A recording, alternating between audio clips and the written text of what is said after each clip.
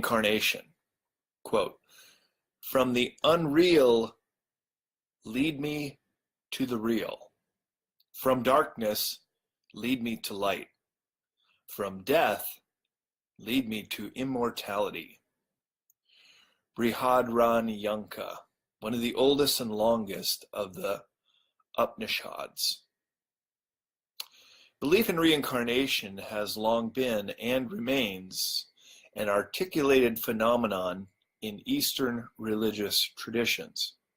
This doctrine remains a central tenet within the majority of Indian religious traditions, such as Hinduism's and others, including Vaishnavism, Shivism, Jainism, Sikhism, and the various Eastern yoga traditions. The idea was also entertained by some ancient Greek philosophers. Certain esoteric Christian traditions claim Jesus Christ spoke of reincarnation.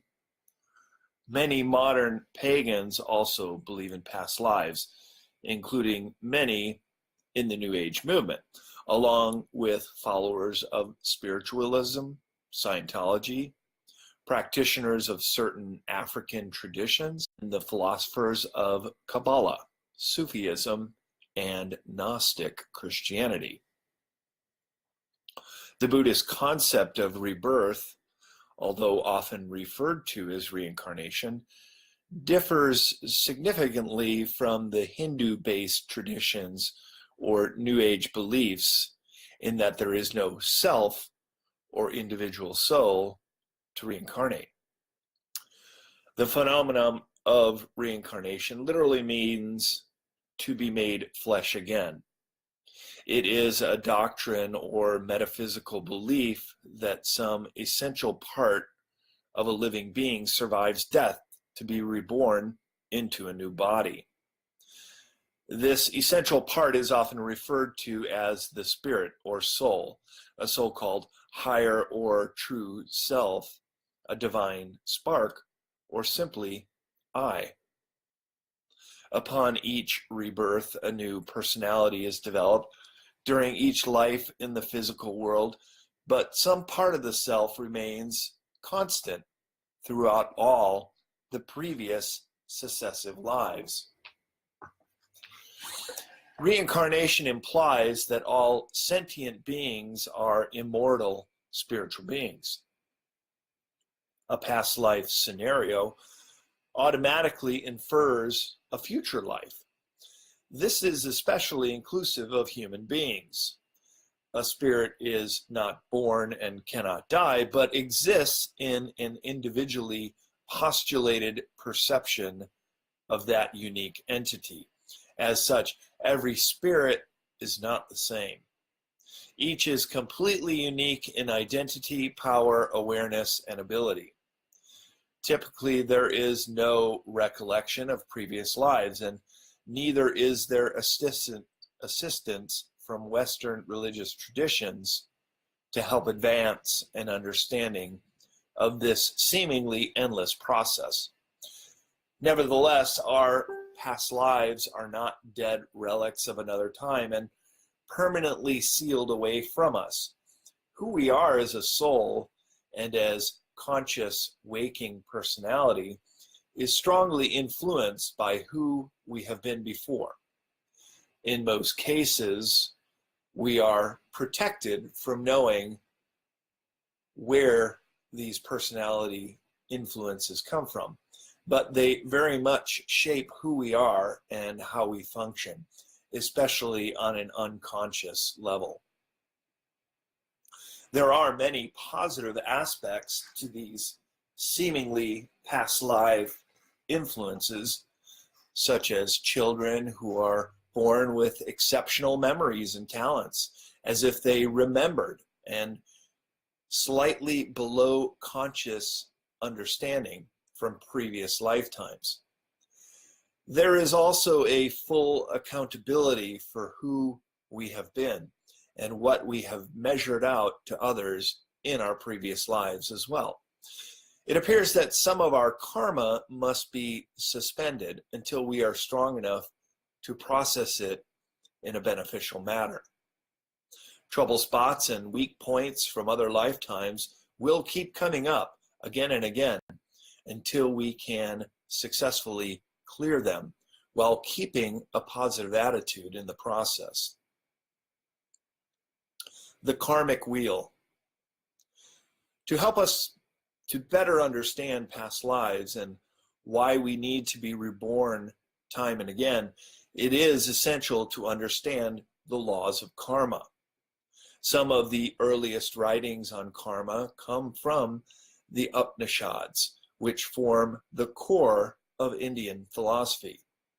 They are a prodigious collection of writings from original oral transmissions and aptly named and described by the Hindu yogi Sri Aurobindo as, quote, the supreme work of the Indian mind, end quote. Discovered in the Upanishads are all of the fundamental teachings central to Hinduism, the concepts of karma or action, samsara or reincarnation, anatta or the illusionary self, moksha or nirvana, and siya or impermanence, dukkha or the suffering due to an unclear mind, the Atman or soul, and the Brahman or the absolute almighty. They also set forth the prime Vedic doctrines of self-realization, yoga, and meditation. The Upanishads are summits of thought regarding humankind and the universe, and are designed to push human ideas to their very limit and beyond. In the Upanishads, we get a glimpse into the workings of the minds of the great Indian thinkers who were unhampered by the tyranny of religious dogma, political authority, or the pressure of public opinion. They were written by those seeking truth with single-minded devotion, which can be rare in the history of thought. As German-born philologist Max Muller has pointed out, quote, none of our philosophers, not excepting Hermocrates, Plato, Kant, or Hegel, has ventured to erect such a spire, never frightened by storm or lightning, end quote. Bertrand Russell rightly observed a balanced mind when he said, quote, unless men increase in wisdom as much as in knowledge, increase in knowledge will be increase in sorrow, end quote. Without a doubt, an increase in knowledge is tied directly to understanding the karmic wheel of our lives. Karma is to experience that which an individual has created. It is the compassionate dynamic through which we learn to create responsibly. Karma is the law of cause and effect, through which we shape our lives with every decision. Contrary to popular belief, karma is neither good nor bad. There are no good effects or bad effects, only effects. We each choose the cause, and that choice includes our choice and effect. The cause, the effect are one. If we participate in the cause, we will always participate in its effect. There are no exceptions. What this dictates is that we tell the universe how to treat us when we make choices. When we choose to think of suffering, we create suffering and we experience suffering. When we create joy, we experience joy. Sooner or later, each of us will make the connection between what we choose and what we experience. It is then that we will be much more cognizant of our thoughts and choose differently. The ageless maxim of karma is that a person will often manifest the treatment they have received from others upon themselves. Kindness fosters kindness. Cruelty begets cruelty. Charity allows receiving. Violence creates more of the same. Unfortunately, we live in a dualist world, which is often cruel and violent.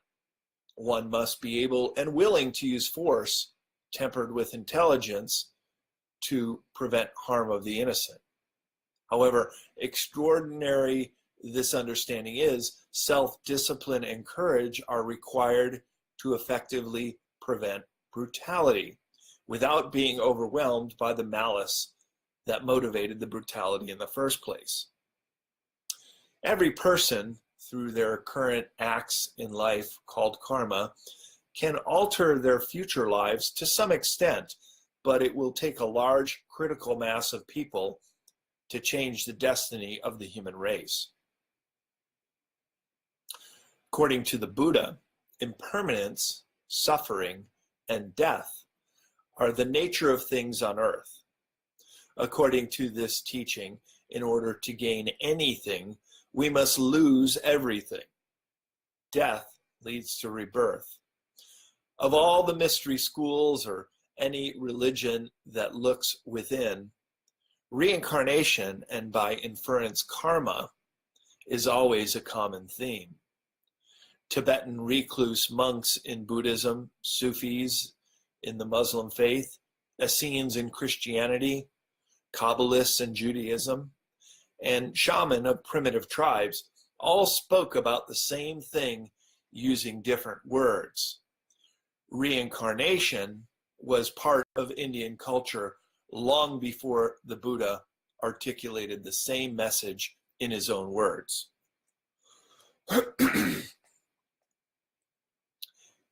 Ending the karmic cycle.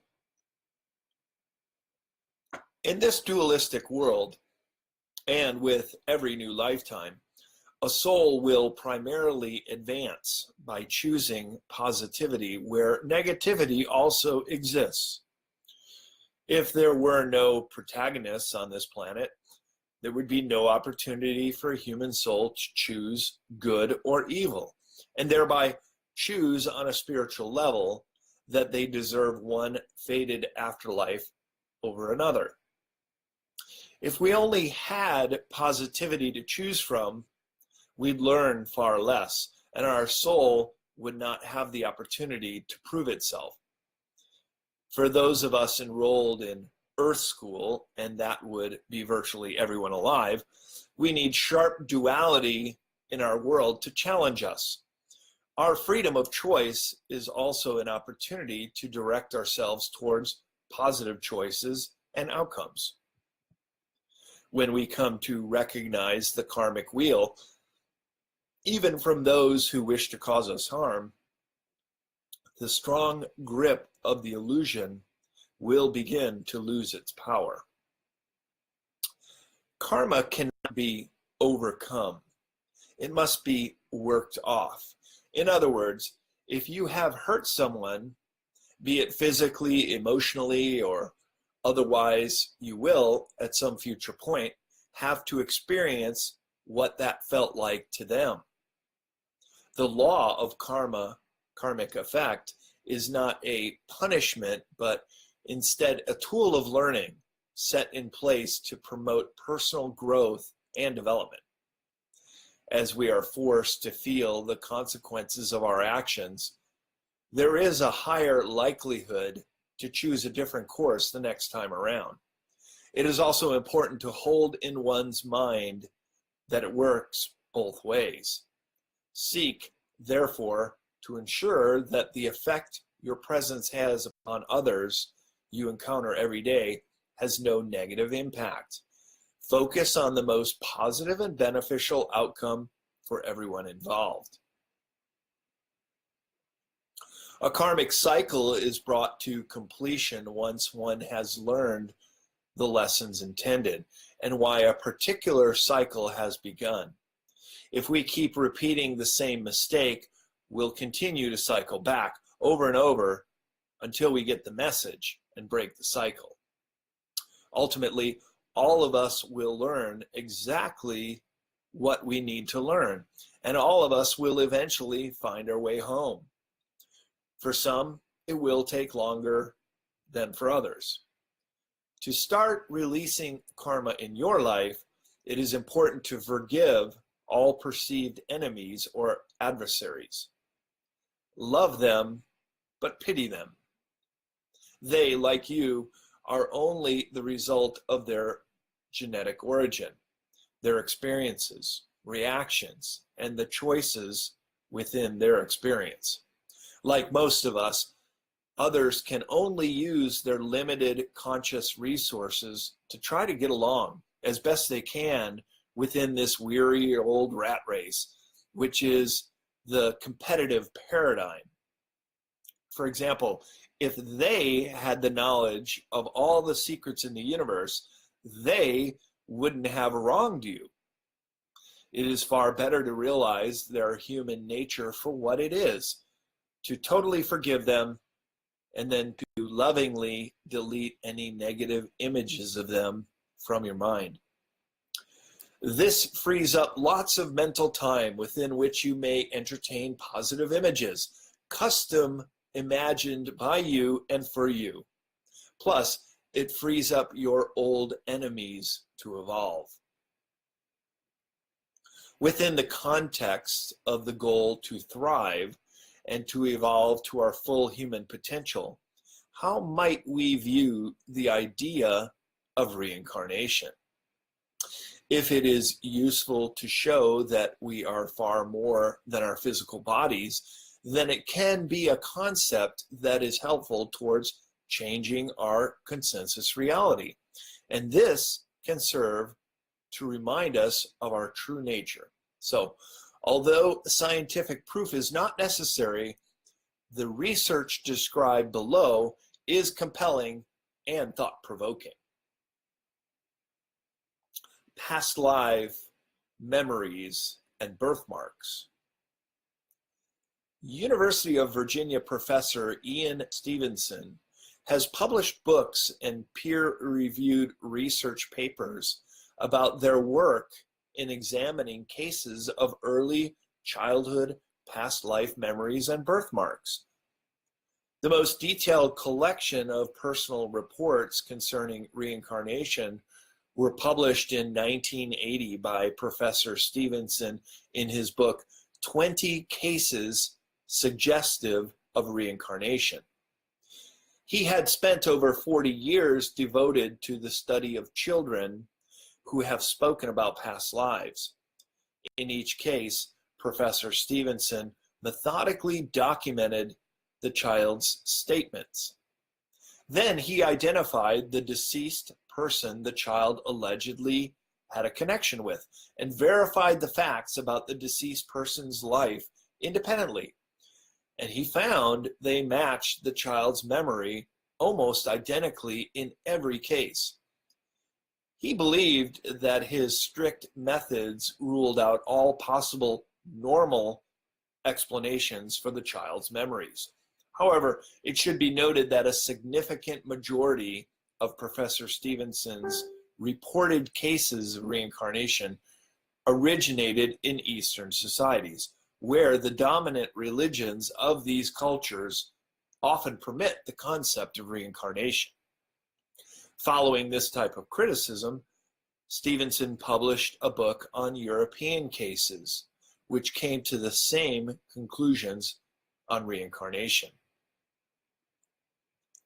Professor Ian Stevenson, together with Dr. Jim Tucker, have both studied over 2,500 cases of children who appeared to remember their past lives.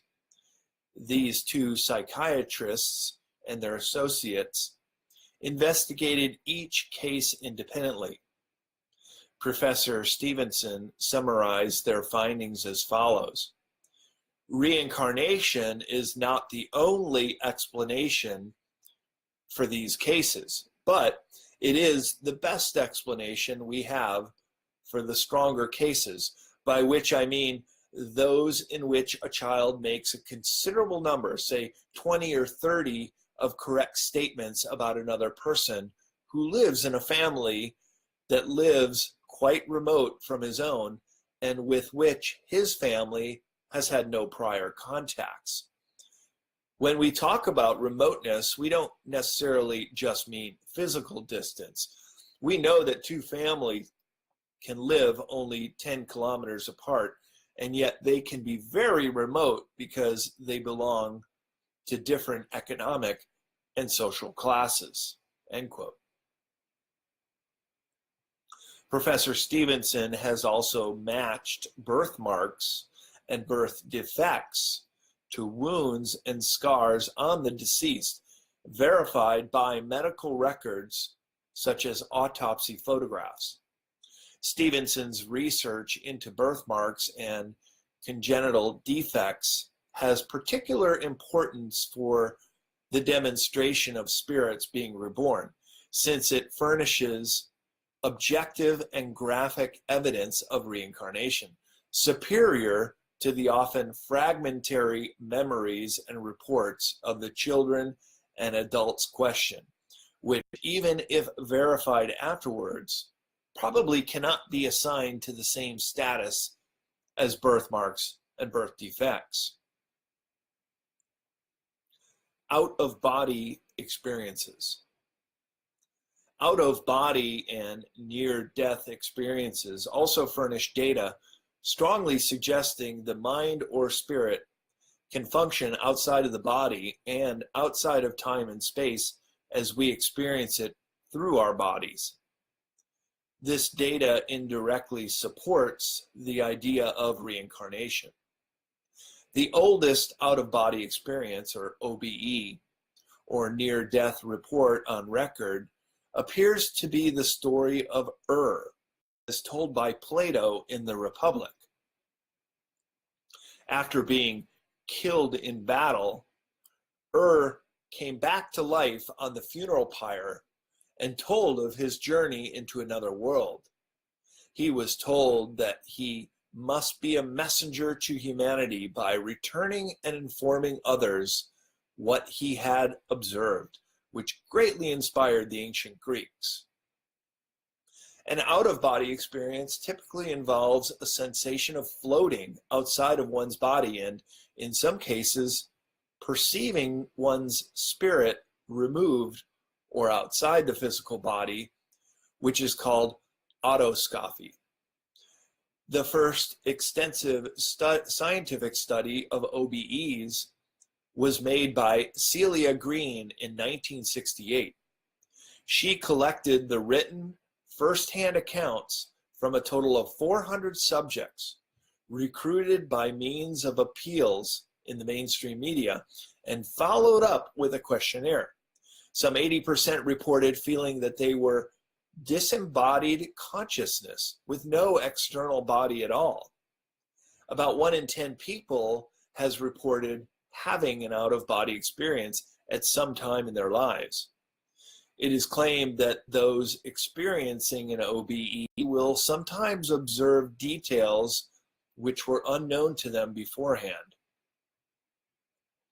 Another form of spontaneous OBE occurs during a near-death experience, or NDE.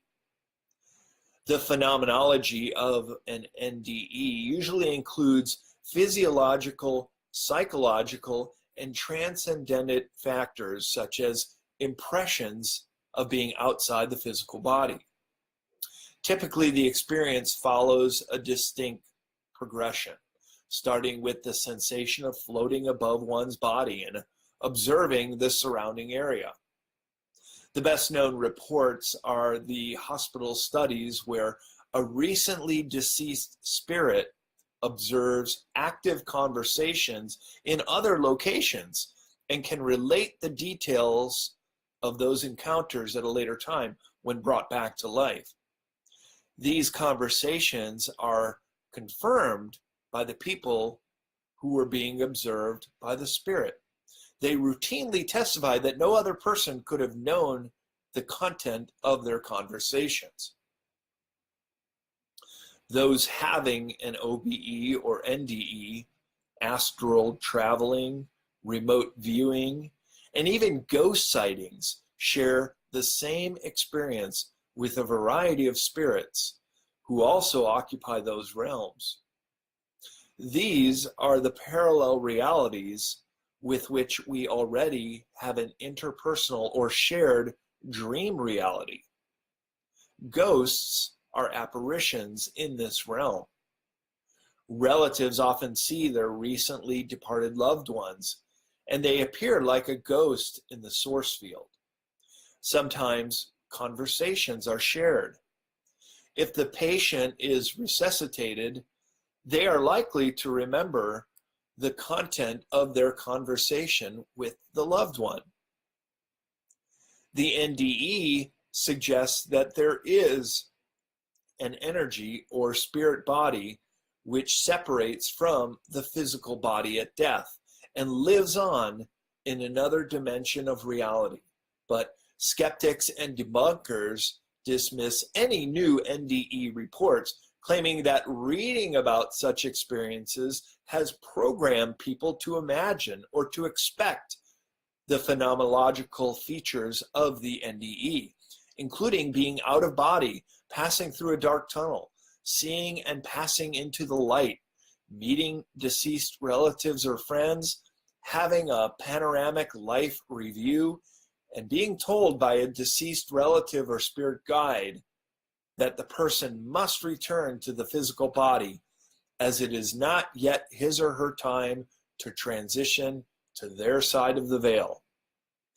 Because others have recounted these experiences, a skeptic may discount them out of hand as a ballot. But what if there is a discernible pattern to the OBE and NDE that really is similar each time? More compelling, however, is meeting these individuals in person and experiencing the awe and sincerity of their accounts. In the great majority of cases, such experiences have been utterly life-changing for these individuals. The amnesia of Prison Planet. Humans have been in a state of amnesia regarding their past lives for a very long time. From the time religion was invented until today, aspects of the priesthood have used religion to reinforce the idea that an individual is simply a biological body and not an immortal spiritual being. According to most Western religions still committed to an authoritative hierarchy, individuals cannot be their own priests, have no power, and the concept of past lives is meaningless. In its most extreme form, prior to the Reformation, the priests held exclusive domain with the unique power to intercede with the divine. The divine was interpreted as a monolithic God of judgment and revenge, quick to pounce on sinners for every imperfection. The frightened population then became enslaved to the dictates of the priesthood, who threatened eternal spiritual punishment if the people did not obey. The concept of organized religion worldwide is so monolithic that it is hard to see the forest for the trees. The corruption stemming from a very sophisticated power system installed for many centuries has assured that we will forget our spiritual selves while we are alive. What else would one expect on a prison planet where all of the prisoners have amnesia and the priests themselves are also prisoners? The secret mind control operation of the ancient priests continues in operation to this day. This is the effect of an amnesia that has been affecting people on Earth for many thousands of years and preventing us from understanding our true nature, of which an understanding of the reincarnation process can provide a tool that is helpful for mind expansion. It has been easy for the high priesthood to teach this altered notion of the divine as something to be feared by people who, due to ignorance and unawareness, inadvertently believe they are the victims of circumstances, of forces outside of themselves, and yes, of God. As long as one chooses to assign responsibility for creation, existence, and personal accountability regarding one's own thoughts and actions to others, that person is and will remain a slave, a victim. The perpetuation of this lie, a vengeful God, the opposite of an unconditionally loving creator, as taught by Jesus, resulted from and has been promoted by many self-proclaimed prophets for their own agenda of control over the masses. They were certainly not concerned with improving the human condition or freeing the minds of their flock. What greater brutality can be inflicted on anyone than to erase one's spiritual awareness, identity, ability, and the memory that is essence to the self? Breaking the bonds. As this section title suggests, the game is not over. Dark forces are losing their grip. There are signs that more and more citizens of planet Earth are awakening to the realization that if humanity is to survive, we must cooperate to find effective solutions to the difficult conditions of our spiritual existence on Earth. Humanity must rise above its physical form and discover that we are each immortal spiritual beings. A popular bumper sticker says it in another way, quote, "We are not humans having a spiritual experience, but spiritual beings having a human experience." When enough of us collectively realize this notion, we can transcend our biological bodies and reunite with our spiritual selves. Only when these realizations have been made in humanity's collective consciousness will it be possible to escape our current imprisonment. Earth has been used as a spiritual prison for many millenniums. If we cannot grasp these concepts and work to heal all differences and install a true world peace, the future for humans on Earth will remain bleak. Some human spirits have been transported to Earth more recently than others who can recall past lives on other planets a long time ago. Others have been on Earth only a few dozen lifetimes over a couple hundred years, so they would have no personal experience with earlier civilizations on Earth or elsewhere. They have no experiences of having lived on Earth, so could not remember a previous existence here, even if their memory were restored. They might, however, remember lives they lived elsewhere, on other planets and in other parts of the universe.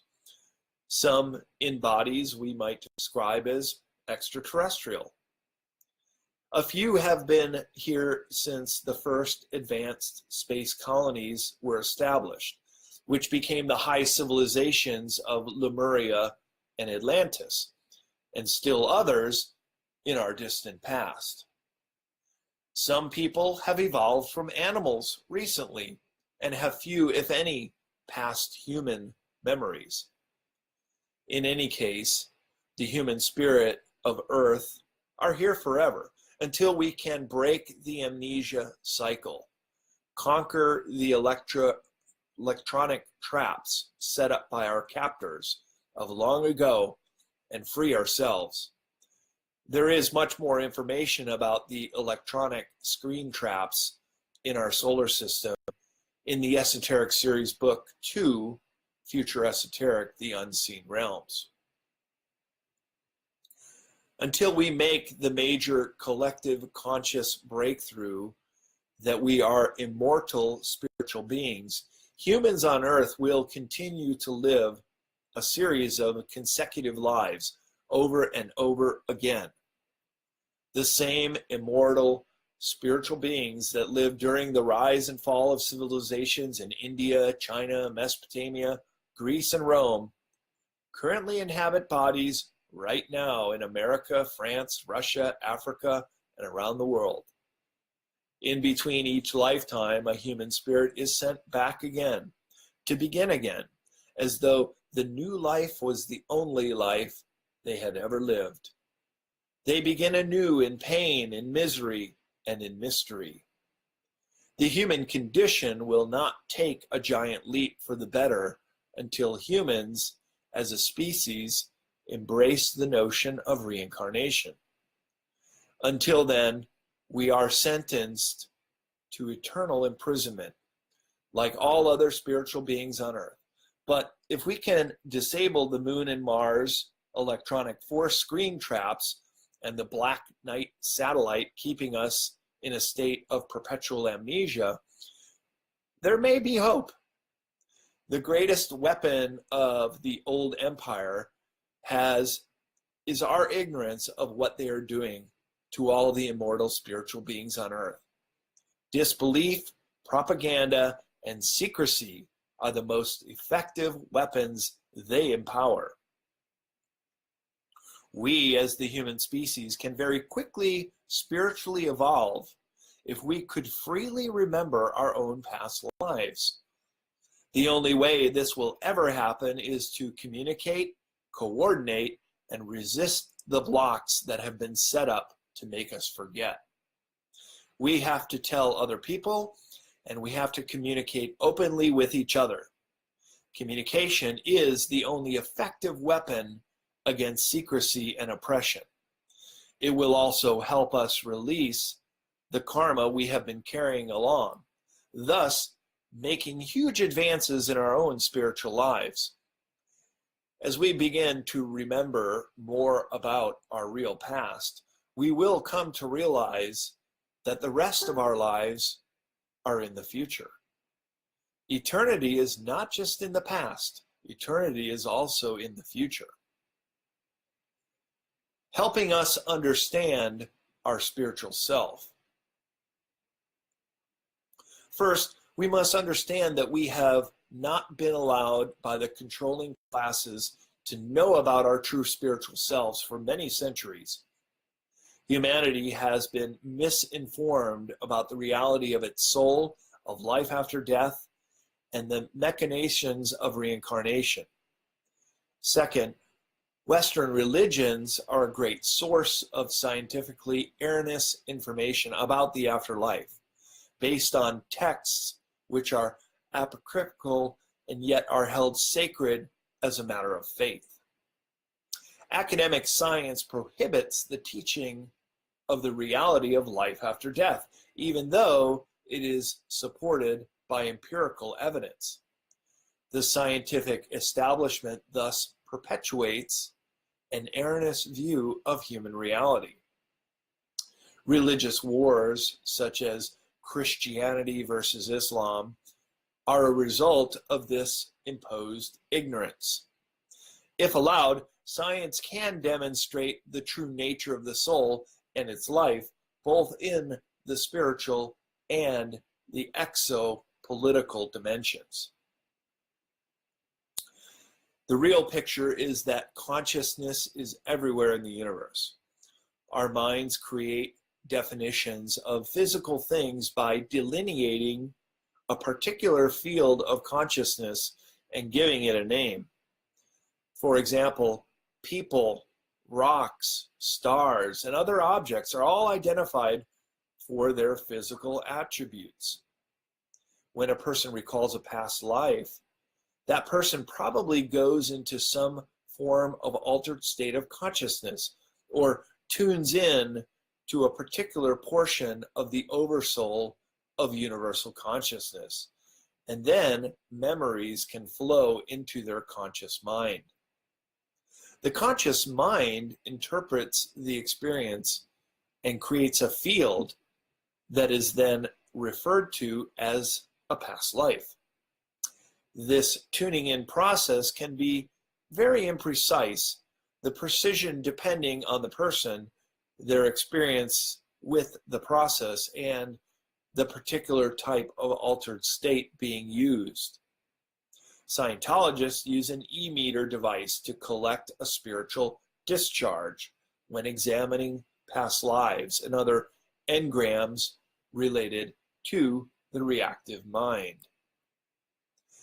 Once a person connects with the universal consciousness, many past life experiences are available, and similar scenarios may get mixed up in regard to our understanding of time and place. Time and space are irrelevant to the universal conscious memories of the Oversoul. It is the conscious mind, which is just one particular field of consciousness, that wants to assign a time and place to everything. Connecting with our past lives.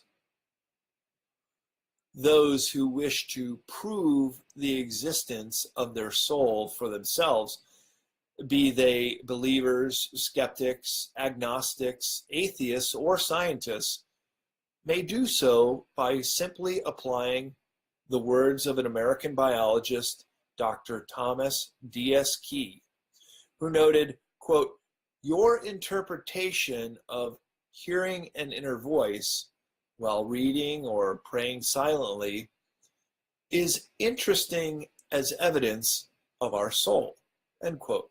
Dr. Key suggests we may detect, quote, "a still small voice speaking silently in your innermost being while praying or reading in silence, without the hearing of your ears or the use of lips, tongue, or vocal cords," end quote.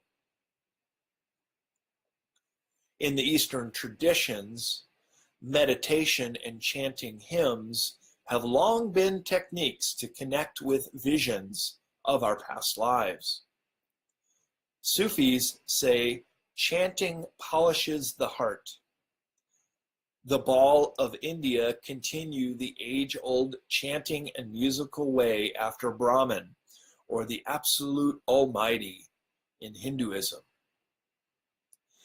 In the 1950s, L. Ron Hubbard released the book Dianetics, which enabled practitioners to look into their past to locate the exact source of fears, anxiety, depression, psychosomatic illnesses, and other unwanted conditions.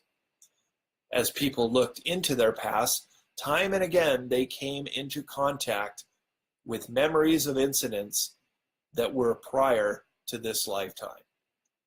This led to further research into the subject of this form of expanding awareness, which became known as Scientology.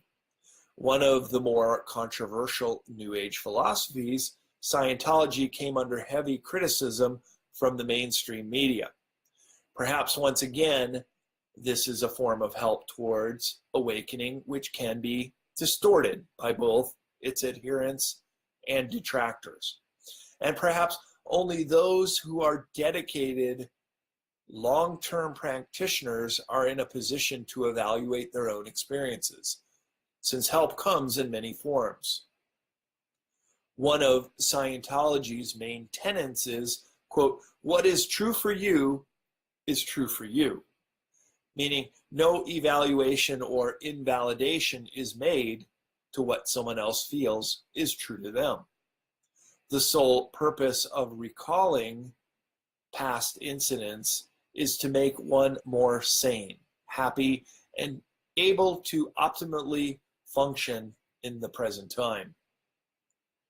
Occasionally in this process, past lives are perceived by an individual who is looking into his or her past. Scientology teaches that people are immortal beings who have forgotten their true nature. This method of spiritual rehabilitation uses a type of counseling known as auditing, in which practitioners aim to consciously re-experience painful or traumatic events in their present life and into their past lives in order to free themselves of their own limiting effects. Study materials and auditing courses are made available to members in return for specified donations. The Church of Scientology is a legally recognized religion in the United States and most countries around the world. Hypnosis is a particular form of altered consciousness that allows for clarity and consistency of memories from past lives with some subjects. Hypnosis is usually induced by a procedure known as hypnotic induction, which is commonly composed of a series of preliminary instructions and suggestions. Trained practitioners note that subjects remain conscious during hypnosis. With a client's full consent and stated goals, the hypnotic trance can allow access to uncharted regions of the mind when practiced with healing intention.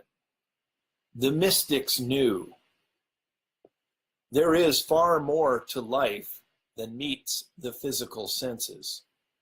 We are much more than bodies living in the material world.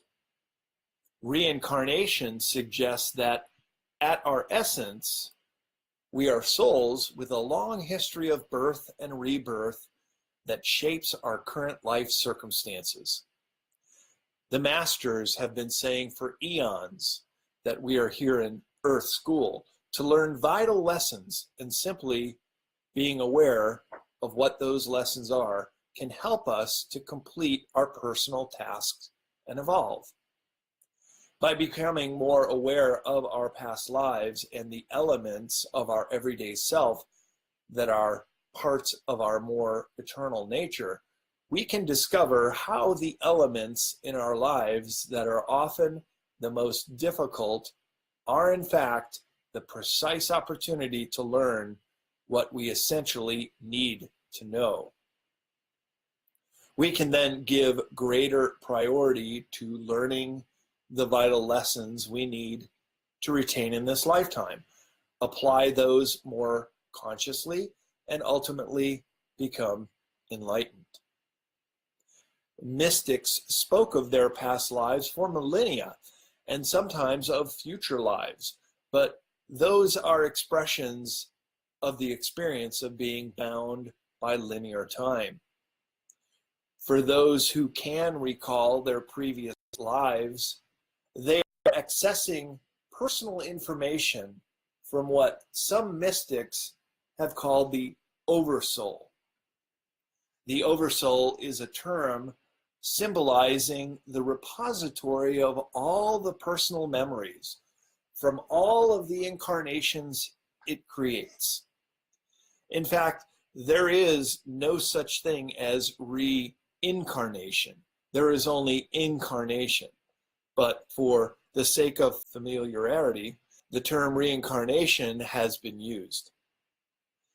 For the mystics and others who speak in terms of an oversoul, allowing them to remember aspects from these other incarnations, they are able to control their lives as they wish to a large degree.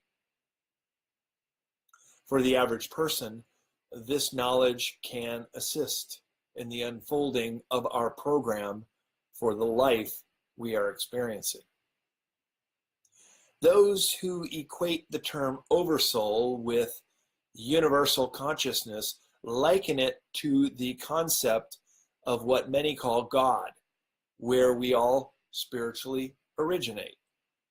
The oversoul exists outside of linear time, and so from its perspective, all of its projections are occurring simultaneously, and each lifetime we perceive is merely a projection of the oversoul into a particular space and time environment.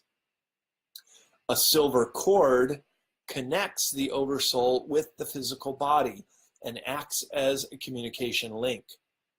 Death is described as the silver cord being withdrawn so that the life force is once again merged with the oversoul. In the same manner, birth could be seen as extending the silver cord into a fetus. Although the oversoul is beyond space and time, within our linear time frame, we experience each life as being separate across time. We each interact with our environment, which includes the presence of other oversouls, each sensing and interacting within the same environment, but each within a unique perspective. The experience of reality is therefore totally subjective. It is virtually impossible to have an identical objective reality that everyone can agree upon, because each point of awareness has its own perspective. Each person perceives reality from a slightly different angle and, in fact, can experience connection to the oversoul in the form that is meaningful to them. Thus, the importance of respecting all forms of Earth's curriculum, of our apparently reoccurring classroom experiences. The purpose of existence. As irony fades away, inspiration becomes enlightenment. This reveals a paradigm of oneness and equality, not the dualistic hierarchy we seem to be trapped within.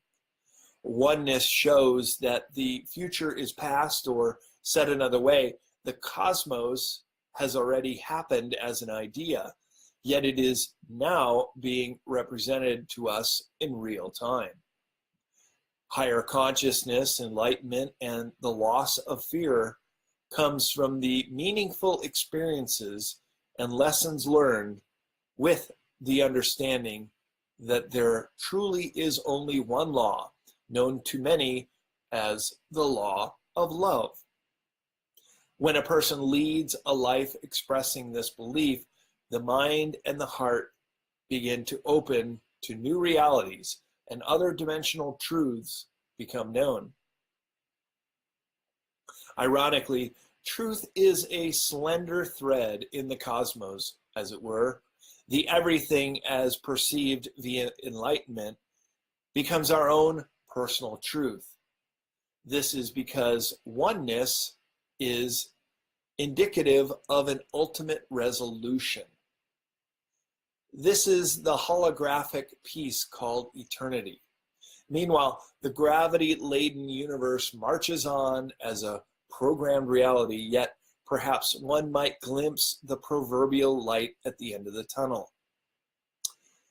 The gargantuan plan for this phenomenon we call existence is indeed complex and very robust. We tiny human beings know very little of what is really going on in our local environments, let alone within the multidimensional omniverse. If we could become more intelligent and perceptive, we would easily see that we are the reason that we are not aware of the larger universe of beings and systems that are functioning within our experience. Just to imagine and examine the artifacts of the ancients should give us some knowledge regarding the next level of being, all the while becoming more aware right here within time and space. If we could only read the striations of the stones in ancient Egypt, we would know that they were more advanced than we are today. Who are these higher life forms? We do not know, because we are seemingly not ready for the hyper jump to a higher intellect. And yet, more and more of Earth's citizens appear to be readying themselves for this great giant leap in awareness. All around us, there are those emerging from the trances that focus on immediate physical boundaries and desires.